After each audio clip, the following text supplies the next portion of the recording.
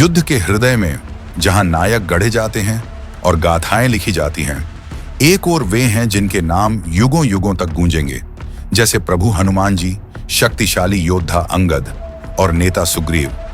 उनकी वीरता प्रज्वलित सूर्य की तरह चमकती है, लेकिन उनकी छाया में लड़ रहा है एक अनदेखा योद्धा।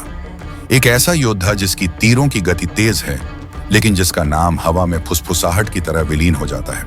विशारद, बाएं मोर्चे को संभालो, घायलों की रक्षा करो। मैं सिर्फ एक ढाल नहीं हूं, मैं लड़ सकता हूं। विशारद, एक नाम जिसे कम ही लोग जानते हैं और एक चेहरा जिसे उससे भी कम लोग याद रखते हैं। एक कुशल धनुर्धर, लेकिन हमेशा महानता के किनारे पर। जब बाकी लोग महिमा और सम्मान की तलाश में युद्ध भूमि में कूदते हैं, वह पीछे रहता है, देखता हुआ, इंतजार करता हुआ, रक्षा करता हुआ। एक घायल वानर विशारद की ओर लड़खड़ाते हुए आता है, अपनी बांह पर गहरे घाव को पकड़े हुए। बिना कोई झिझक विशारद उसे चट्टानों के पीछे ले जाता है और तेजी से कपड़े की पट्टी से उसका घाव बांध देता है। घायल वानर कहता है, धन्यवाद, लेकिन श्री राम को आपकी आवश्यकता सबसे आगे है। उन्हें आपकी वहां जरूरत है। मैं वहां लड़ता हूं जहां मेरी जरूरत होती है। युद्ध भूमि में दूर अंगद पूरी ताकत के साथ आगे बढ़ते हैं। उनकी दहाड़ अराजकता को चीरते हुए गूंजती है और एक विशाल राक्षस को धराशायी कर देती है। हनुमान आकाश में छलांग लगाते हैं। उनका गदा धरती पर गिरते ही उसे चकनाचूर कर देती है। रणभूमि जयकारों से गूंज उठती है। कपि अपनी विजयी वीरों के लिए जयकार करते हैं। युद्धभूमि अपने विजेताओं को पहचानती है, लेकिन कौन उस योद्धा के लिए जयकार करता है जो घायलों की रक्षा करता है? कौन उस हाथ को याद करता है जो भयभीतों को सहारा देता है? इस युद्ध की गगनभेदी गूंज में विशारद की धुन केवल एक शांत स्वर है जो वीरों की गरज में खो जाती है। अचानक विशारद की टुकड़ी पर एक साया छा जाता है। जब एक विशाल राक्षस आगे बढ़ता है, उसकी आंखें दुष्टता से चमक रही होती हैं। विशारद तेजी से तीर अपने धनुष पर चढ़ाता है और छोड़ देता है। तीर सही निशाने पर लगता है, राक्षस के सीने को भेदता हुआ। वह धराशायी हो जाता है, लेकिन कोई ध्यान नहीं देता। विशारद अकेला खड़ा है। उसके चेहरे पर न गर्व है, न विजय का भाव, बस एक शांत संकल्प। अपने हृदय में विशारद एक तूफान समेटे हुए है, संदेह का, लालसा का और अनकहे सवालों का तूफान। योद्धा होने का अर्थ क्या है? क्या यह युद्ध का गर्जन है, विजय का रोमांच है, या फिर यह वह मौन साहस है जो उन लोगों के लिए लड़ने का है जो खुद के लिए लड़ नहीं सकते? सर्प राक्षस अचानक प्रकट होता है। उसकी चमचमाती हुई फिसलन भरी खाल पिघले हुए लावे की तरह चमकती है और उसके दांतों से टपकता विष जमीन पर गिरते ही सुलग उठता है। वानर सेना हिचकिचा जाती है और भय की लहर उनकी पंक्तियों में दौड़ जाती है। सुग्रीव सेना को पीछे हटने का आदेश देते हैं। वानर बिखर जाते हैं और मैदान के आगे एकत्रित होने लगते हैं। विशारद देखता है कि अंगद लहूलुहान और थका हुआ किसी तरह अपने पैरों पर खड़ा होने की कोशिश करता है। हनुमान एक घायल सैनिक को सुरक्षित स्थान पर ले जाते हैं। एक बार फिर विशारद आगे बढ़ता है। उनकी वापसी को सुरक्षित करने के लिए सटीक तीरों से हमला करता है। हर तीर आगे बढ़ते राक्षसों को धराशायी कर देता है। पलायन के इस अराजक समय में सबसे बहादुर भी लड़खड़ा जाते हैं, सबसे मजबूत भी घबराते हैं, और यही वो क्षण होते हैं जब आशा डगमगाने लगती है। विशारद दृढ़ता से खड़े होते हैं, सिर्फ महिमा के लिए नहीं बल्कि कर्तव्य के लिए। क्या मेरी किस्मत में बस एक परछाई बन के जीना ही लिखा है? हर छाया प्रकाश का सपना देखती है, और कभी कभी ये छाया ही है जो प्रकाश को बचाती है। उसी क्षण एक सुनहरी आभा विशारद को घेर लेती है। रणभूमि का शोर धीमा पड़ जाता है और श्री राम का शांत दिव्य स्वरूप उसके सामने प्रकट होता है। साहस ताकत में नहीं बल्कि कर्म में होता है। विशारद, समय आ गया है। पृथ्वी का धनुष तुम्हारी प्रतीक्षा कर रहा है। केवल यही कालाग्नि शक्ति का विनाश कर सकता है। अपनी काबिलियत दुनिया को नहीं बल्कि खुद को साबित करो, क्योंकि तुम्हारे हाथों में तुम्हारे लोगों का भविष्य है। प्रकाश धीरे धीरे मध्यम पड़ता है। एक हल्की सी चमक घने जंगल की ओर रास्ता दिखाती है। विशारद आखिरी बार रणभूमि की ओर पीछे मुड़कर देखता है। उसके वानर साथी उसे देखते हैं। उनकी आंखों में अनिश्चय की झलक साफ दिखाई देती है। विशारद समझ जाता है कि प्रभु श्री राम ने उसे उसके जीवन का लक्ष्य दे दिया है और वह प्रभु श्री राम की आज्ञा का पालन करने का निश्चय करता है। जैसे ही भोर की पहली किरणें अंधेरे आकाश को भेदती हैं, वानर शिविर, पत्तियों की नरम सरसराहट और एक अकेले पक्षी की दूर से रोने की आवाज से हलचल मचाता है। विशारद उगते सूरज की छाया में जंगल के किनारे खड़ा है। दृढ़ संकल्प और अनिश्चितता के मिश्रण से भरी उसकी आंखें आगे के घने जंगल को देख रही हैं। विशारद अपनी यात्रा शुरू करता है। आगे बढ़ने वाला प्रत्येक कदम अज्ञात में एक कदम जैसा लगता है, जहां साहस और भय के बीच की रेखा धुंधली हो जाती है। दो वफादार वानर, धनक और मयूक, विशारद के पास आते हैं और उसके साथ चल देते हैं। वे एक दूसरे की ओर देखते हैं। उनके चेहरों पर वफादारी और मौन भय का मिश्रित भाव झलकता है। विशारद के प्रति उनका विश्वास स्पष्ट है, फिर भी उद्देश्य का भार उनके मन पर गहराई से छाया हुआ है। यह जंगल यह अलग महसूस होता है, जैसे यह हमें देख रहा है। मैंने इन जंगलों की कहानियां सुनी है। कोई भी व्यक्ति जो बहुत गहराई तक जाता है अपरिवर्तित लौटता है। अगर हम कालाग्नि शक्ति को नहीं रोकेंगे तो किसी के लिए कोई रास्ता नहीं बचेगा। हमारे लोग हम पर भरोसा कर रहे हैं। जंगल हमारी परीक्षा ले सकते हैं, लेकिन हम सहन करेंगे। यहां तक कि जमीन भी चाहती है कि हम चले जाएं। क्या होगा अगर यह रास्ता हमारे अंत की ओर ले जाए? वे आगे बढ़ते रहते हैं। जंगल और गहराता जाता है। ऊपर की छतरी घनी और अभेद्य हो जाती है। चारों ओर अजीब सी फुसफुसाहटें गूंजती हैं, मुलायम, लगभग सुरमई, लेकिन उनमें एक अशुभ स्वर छिपा हुआ है। जैसे ही वे आगे बढ़ते हैं, जंगल मानो नरम पड़ने लगता है। उसकी सरसराहट धीमी हो जाती है। वे एक नदी पर पहुंचते हैं, जिसकी सतह छतरी से छनकर आती हल्की रोशनी में तरल सोने की तरह चमक रही है। विशारद ठहरता है, उस पल की गंभीरता को महसूस करते हुए। वह तीनों नदी पार करते हैं। पानी बर्फ सा ठंडा और तेज बहाव वाला है। पार करने के बाद वे एक विशाल गुफा के प्रवेश द्वार पर पहुंचते हैं। गुफा का मुख सुनहरे अक्षरों से धड़क रहा है। हर प्रतीक सम्मोहक प्रकाश बिखेर रहा है। अक्षरों से निकलने वाली गर्माहट जंगल की ठंडी हवा के विपरीत महसूस होती है, जो एक साथ आराम और अनजाने भय का एहसास कराती है। मैंने ऐसा कभी नहीं देखा। यह जीवंत लगता है। विशारद आगे बढ़ता है। उसका हाथ उन अक्षरों के ऊपर मंडराता है। उसकी उंगलियां कांपती हैं, लेकिन वह उन्हें स्थिर करता है, श्री राम के शब्दों की स्मृति से शक्ति पाते हुए। विशारद अपने साथियों की ओर मुड़ता है। उसकी आवाज में एक शांत दृढ़ता झलकती है। यही वह जगह है जहां हमारा परीक्षण शुरू होता है। करीब रहें और हमारे उद्देश्य पर भरोसा रखें। साथ मिलकर हम पृथ्वी का धनुष ढूंढ लेंगे। वह तीनों गुफा के भीतर कदम रखते हैं। उनकी परछाइयां सुनहरी रोशनी में विलीन हो जाती हैं। उनके पीछे का जंगल खामोश हो जाता है, मानो अपनी सांसें रोके हुए हों। तीनों एक विशाल कक्ष में कदम रखते हैं। फर्श ढहकर एक अथाह खाई में तब्दील हो जाता है और किनारे पर एक संकीर्ण कगार रह जाता है। अचानक हवा का झोंका गुफा से होकर गुजरता है और नीचे घूमती हुई खाई से गरुड़ निकलता है। धधकती आग के पंखों वाला एक दिव्य गरुड़ जो आकाश का शाश्वत प्रहरी है, जिसके ज्वलंत पंख तूफानों को भड़का सकते थे और जिसकी निगाहें आत्मा को छेद सकती थीं। गरुड़ के पंख फैलते हैं, पूरे कक्ष को तीव्र प्रकाश से भर देते हैं। उनकी उपस्थिति की अपार शक्ति से चट्टान पर कंपन होने लगता है, जो विशारद को लगभग संतुलन खोने पर मजबूर कर देता है। धनुष पर दावा करने के लिए आपको अपना संकल्प साबित करना होगा।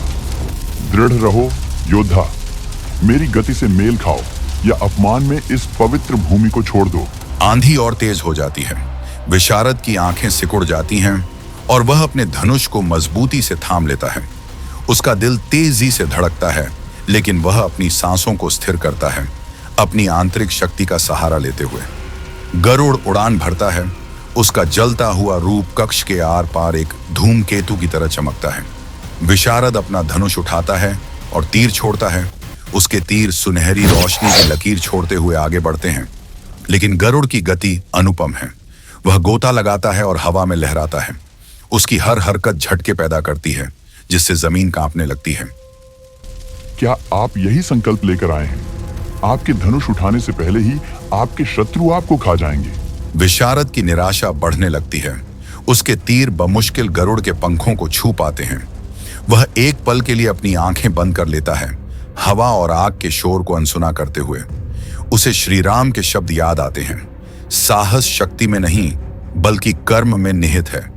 जब वह अपनी आंखें खोलता है तो उनमें एक नई एकाग्रता की चमक होती है। वह गरुड़ के अग्निमय रूप के बजाय उसकी परछाई पर ध्यान केंद्रित करता है। सटीक समय पर वह तीरों की एक बौछार छोड़ता है जो एक चमकदार जाल बनाते हुए गरुड़ को उड़ान के बीच में जकड़ लेती है। स्वर्गीय पक्षी कुछ क्षणों के लिए संघर्ष करता है, लेकिन फिर एक प्रचंड ज्वाला के विस्फोट के साथ खुद को मुक्त कर लेता है। तुम्हारा संकल्प चमकता है योद्धा। बहुत कम लोग मेरे सामने खड़े हुए और जीवित रहे। जारी रखो, लेकिन सावधान रहो। अगला परीक्षण तुम्हारी आत्मा पर भारी पड़ेगा। खाई के पार प्रकाश का एक पुल बनता है जो गुफा में गहराई तक जाता है। विशारद आगे बढ़ता है। उसका चेहरा दृढ़ संकल्प से कठोर हो जाता है, लेकिन उसका दिल चुपचाप आगे बढ़ने के लिए तैयार रहता है। हवा भारी हो जाती है, मानो दम घुटने लगे। गुफा की दीवारें बदलने लगती हैं, पेचीदा जड़ों से मुड़ते हुए जो हल्की धड़कन के साथ जीवंत सी प्रतीत होती हैं। एक गहरी गुर्राती हुई फुफकार कक्ष में गूंजती है, जिससे उनकी रीढ़ में सिहरन दौड़ जाती है। अंधेरे से नाग प्रकट होता है, एक विशाल सर्पात्मा जिसकी चमचमाती हुई परतें गहरे हरे और नीले रंगों में झिलमिलाती हैं। उसकी आंखें रहस्यमय नीलम की तरह चमकती हैं, ठंडी और गणनात्मक। योद्धा, आप शक्ति चाहते हैं, लेकिन हृदय के बिना शक्ति केवल विनाश की ओर ले जाती है। मुझे बताओ, क्या आप उस शक्ति के लिए अपनी करुणा का त्याग करेंगे जिसके लिए आप लालायित हैं? कक्ष घने घूमते हुए धुंध से भर जाता है। वह विशारद को घेर लेती है, उसे एक दृश्य में खींच ले जाती है। वह खुद को एक रणभूमि के बीच खड़ा पाता है, लेकिन इस बार दृश्य और भी भयावह है। अंगद जमीन पर लहूलुहान पड़ा है, उसकी सांसें धीमी हो रही हैं। सुग्रीव पराजित होकर घुटनों के बल बैठा है। उसकी कभी गूंजने वाली गर्जना अब एक धीमी सिसकी में बदल गई है। चारों ओर वानर योद्धा दर्द से चीख रहे हैं, जबकि कालाग्नि शक्ति की विषैली धुंध उनके जीवन को धीरे धीरे खत्म कर रही है। उन्हें देखो, आपके साथी अब भी नष्ट हो रहे हैं। क्या आप उन्हें महत्वाकांक्षा के लिए छोड़ देंगे? क्या आप उन्हें मरने देंगे ताकि आप उठ सकें? यह शक्ति मेरे लिए नहीं है, ये उनके लिए है। मेरी करुणा मेरी ताकत है, मेरी कमजोरी नहीं। भ्रम टूट जाता है, रणभूमि गायब हो जाती है। उसकी जगह कक्ष की शांत स्थिरता ले लेती है। नागा पीछे हटता है, उसकी आंखों में अब समझदारी की नरमी झलकती है। आपने अपने दिल के दर्द को गले लगा लिया है और इसे ताकत में बदल दिया है। आगे बढ़ो योद्धा, धनुष इंतजार कर रहा है। जड़ें पीछे हट जाती हैं और एक मार्ग प्रकट होता है जो अंतिम कक्ष की ओर ले जाता है। अंतिम कक्ष अद्भुत दृष्टि है, एक विशाल प्रतिबिंबित क्षेत्र जो अनंत तक फैला हुआ है। फर्श चांदनी के नीचे झील की तरह चमकता है। उसकी सतह पर हर कदम के साथ लहरें उठती हैं। प्रतिबिंबों से एक आकृति उभरती है जो लगातार बदलती और मरोड़ती है। एक यक्ष, एक आत्मा जिसका रूप निरंतर परिवर्तित होता रहता है। मानव, पशु और दिव्य तत्वों का सम्मिश्रण। बुद्धि के बिना शक्ति और करुणा का कोई मतलब नहीं है। धनुष पर दावा करने के लिए तुम्हें मुझसे आगे निकलना होगा। मेरी पहेली का उत्तर दो या इस शाश्वत प्रतिबिंब में खो जाओ। मेरे पास शहर हैं लेकिन इमारतें नहीं हैं। मेरे पास नदियां हैं लेकिन पानी नहीं है। मेरे पास जंगल हैं लेकिन पेड़ नहीं है। मैं क्या हूं? विशारद टहलता है, उसके नीचे उसकी परछाई पानी में लहराती है। परीक्षा का भार अलग महसूस होता है। यह तत्काल जीवित रहने से कम और उसके मन की क्षमताओं को खोलने से अधिक जुड़ा हुआ है। वह खुद से बुदबुदाता है। पहेली उसके विचारों में बार बार गूंजती है। शहर, नदियां, जंगल, सभी बिना किसी पदार्थ के। वे मौजूद हैं, लेकिन केवल मार्गदर्शक के रूप में, एक मानचित्र। वह रुक जाता है और यक्ष की ओर मुड़कर उसका सामना करता है। एक नक्शा, यही उत्तर है। यक्ष ठहाके लगाकर हंस पड़ता है। उसका रूप क्षण भर के लिए एक शाही आकृति में बदल जाता है।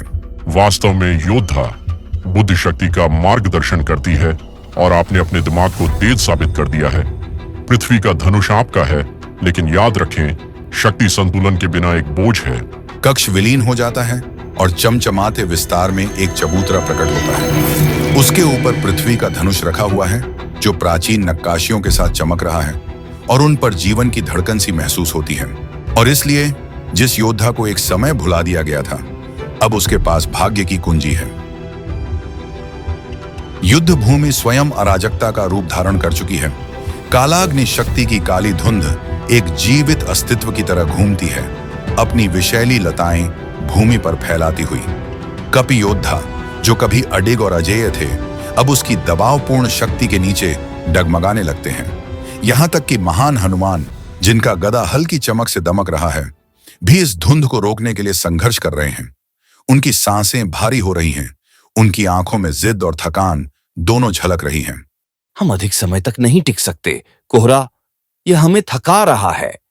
तुम्हारे पास जो कुछ भी है उससे लड़ो। अगर हम यहां गिरे तो दुनिया हमारे साथ गिरेगी। अचानक एक सुनहरी रोशनी धुंध को चीरते हुए प्रकट होती है। सभी की नजरें उसके स्रोत की ओर मुड़ जाती हैं। विशारद रणभूमि पर कदम रखता है। पृथ्वी का धनुष उसके हाथों में चमक रहा है। उसका पहले का विनम्र स्वभाव अब अटूट दृढ़ता में बदल गया है। उसकी आंखों में उद्देश्य की ज्वाला जल रही है और उसकी उपस्थिति से वानरों के बीच आशा की एक नई किरण जाग उठती है। वानर विस्मय से देखते रह गए, उस योद्धा को पहचानते हुए जिसे उन्होंने कभी कम आंका था।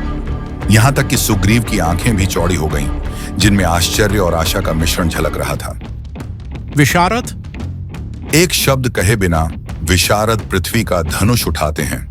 जैसे ही वह प्रत्यंचा खींचते हैं, उनके चारों ओर की हवा प्राचीन शक्ति से गूंज उठती है। वह युद्ध भूमि के केंद्र में एक तीर छोड़ते हैं। तीर जमीन पर लगता है और चमकती हुई विशाल जड़ों के जाल में फट पड़ता है। जड़ें आगे बढ़ती हैं, धुंध को चीरते हुए कालाग्नि शक्ति को अपनी पकड़ में जकड़ लेती हैं। तुम मुझे चुनौती देने की हिम्मत कर रहे हो नश्वर? मैं तुम्हारी आत्मा को निगल जाऊंगी और इस दुनिया में अपना अंधकार फैला दूंगी। एक गगनभेदी गर्जना के साथ नागिन अपनी जकड़ने वाली जड़ों को तोड़ देती है। वह विशारद पर झपटती है।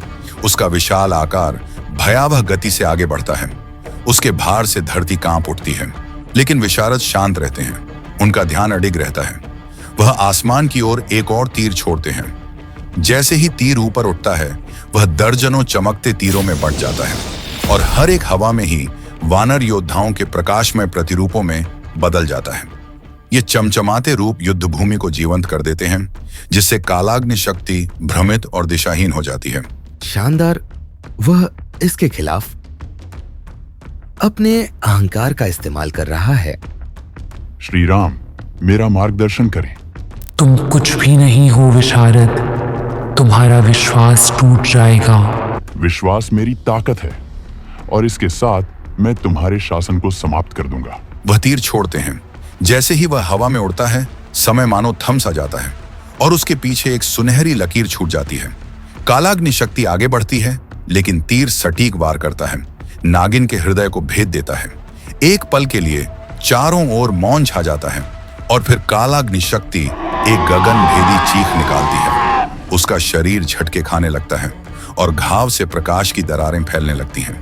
उसके चारों ओर की काली धुंध धीरे धीरे छंटने लगती है और उसकी जगह चमचमाती सुनहरी रोशनी ले लेती है।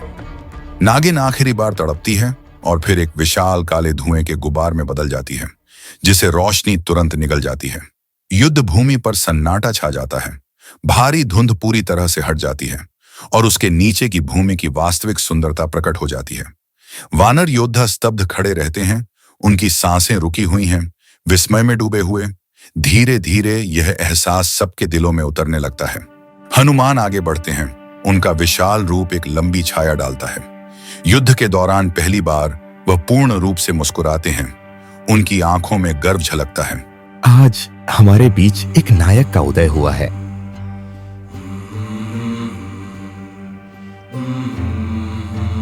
और इस तरह भूला हुआ योद्धा आशा का संरक्षक बन गया। उसका नाम इतिहास के इतिहास में हमेशा के लिए अंकित हो गया। युद्ध भूमि पर एक अजीब सा सन्नाटा छा जाता है। कालाग्नि शक्ति की काली ऊर्जा के बादल चारों ओर बिखरे हुए हैं, जैसे खुद को फिर से जोड़ने की कोशिश कर रहे हों। हवा भारी हो गई है, जिसमें अभी भी युद्ध के शोर और दानव की पराजय की गूंज सुनाई दे रही है। कपि सेना थकी हुई और घायल चुपचाप खड़ी है। उनकी नजरें आसमान की ओर किसी चमत्कार की उम्मीद कर रही हैं। तभी एक हल्की और सुकून भरी हवा पूरे मैदान में बहने लगती है, अपने साथ एक शांत और मधुर ध्वनि लाती हुई। सुबह की सुनहरी किरणें अंधेरे बादलों को चीरकर जमीन पर पड़ने लगती हैं, हर पल तेज और चमकदार होती हुई। उसी रोशनी से एक दिव्य और शांति से भरा हुआ स्वरूप प्रकट होता है, प्रभु श्री राम। वे धीमे धीमे शांत और स्थिर कदमों से आगे बढ़ते हैं। उनके चारों ओर फैली सुनहरी आभा सबके दिलों में सुकून और हौसला भर देती है। उनका हर कदम जमीन पर नई जान ले आता है, जैसे पूरी प्रकृति उन्हें सम्मान दे रही हो। विशारद थकावट के बावजूद मजबूती से खड़े हैं और जैसे ही श्री राम पास आते हैं अपना सिर झुका लेते हैं। कपि सेना उनके आगे घुटनों के बल झुक जाती है। उनकी आंखों में आंसू हैं, लेकिन उन आंसुओं में अब डर नहीं, बल्कि श्रद्धा और राहत की झलक है। प्रभु, आपकी रोशनी लौट आई है। अहम सर्वम खल्विदम ब्रह्म तस्यैव शेषणम पावनम। विशारद, तुमने नियति का भार दृढ़ हृदय से सहन किया है। अपने शांत संकल्प में तुम्हें महिमा के लिए नहीं, बल्कि कर्तव्य के लिए उठने की ताकत मिली। यहां तक कि सबसे छोटी छाया भी सूर्य के प्रकाश को बढ़ाने की शक्ति रखती है। प्रभु, यह मुझ पर आपका विश्वास ही था जिसने मेरे हर कदम का मार्गदर्शन किया। मैं आपकी इच्छा का एक साधन मात्र हूं। आप एक साधन हो सकते हैं, लेकिन सृजन की सबसे शक्तिशाली ताकतें भी उन लोगों के साहस पर भरोसा करती है जो उन्हें शुद्ध इरादे से इस्तेमाल करते हैं। आज आपने वह साहस दिखाया है। आज का दिन अंधकार के पतन के लिए नहीं, बल्कि आप सभी के भीतर प्रकाश के उदय के लिए याद किया जाए। एक साथ खड़े रहे, क्योंकि यह एकता ही है जो धार्मिक मार्ग को मजबूत करती है। और इसलिए परमात्मा की उपस्थिति में एक अनाम योद्धा आशा की किरण बन गया। उसकी कहानी विश्वास और संकल्प की अदम्य शक्ति का प्रमाण युगों युगों तक गूंजती रहेगी।